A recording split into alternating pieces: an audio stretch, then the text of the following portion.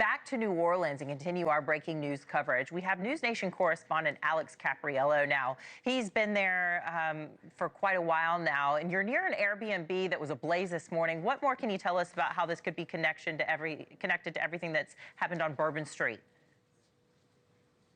Yeah, look, we got a request into the FBI asking exactly how this Airbnb is related, but I can tell you that there is a very heavy federal law enforcement presence that's here. So basically, let me walk you through it. That Airbnb in question is right beyond that fire truck that you see there in the distance. Since about 6 o'clock this morning, federal investigators as well as local law enforcement have been here on this street checking out that Airbnb in question. Speaking to some of the neighbors who actually live here, they tell me that they were evacuated very promptly at around 8 o'clock this morning.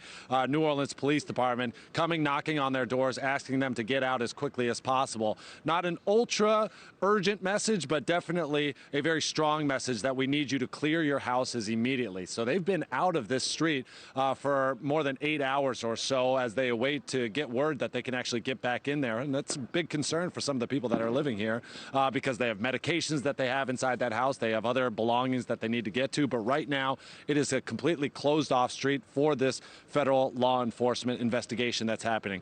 So far, I've seen FBI, I've seen ATF, I've seen the Department of Homeland Security all on scene here, not to mention New Orleans Police, as well as the Orleans Parish Sheriff's Department.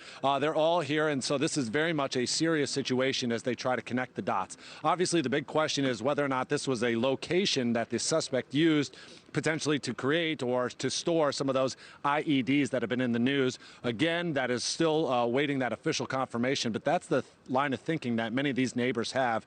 And that's certainly scary for the people who live nearby, the fact that this could have been a location where, you know, if it was a fire this morning, it could have been much more disastrous, like a bomb going off. Earlier today, I spoke to someone who lives right down the street. His family lives right down the street. Asked him his opinion on everything that's happening. Here's what he told me. Never know, man. We been in this neighborhood. Been in this neighborhood for years. Never. I ain't even know the guy was around here. That's crazy, man. So, you know, that just go to show you never know who you're around, man. You know, so you got to just watch yourself at all times, you know.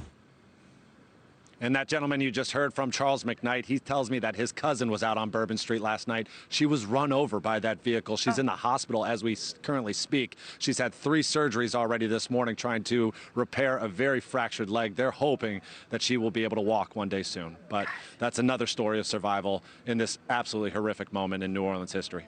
Yeah, absolutely. And there are so many more stories like that, Alex. Thank you so much for joining us, and please keep us updated. We know that you will. And just recently, in the last several minutes, of course, that death toll has gone up from 10 to now 15. Thanks so much for watching. Go to joinnn.com to find NewsNation on your television provider. And don't forget to click the red subscribe button below to get more of NewsNation's fact-driven, unbiased coverage.